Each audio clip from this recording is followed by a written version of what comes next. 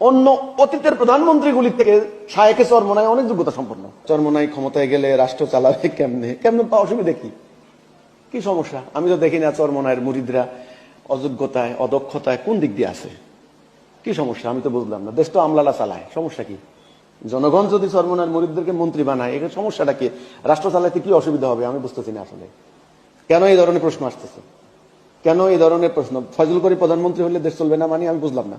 কেন অতীতে বাংলাদেশে যারা প্রধানমন্ত্রী হয়েছেন তাদের থেকে ফয়জুল করিমের যোগ্যতা কম নাকি? আমি নিরপেক্ষ কথা বলতে চাই।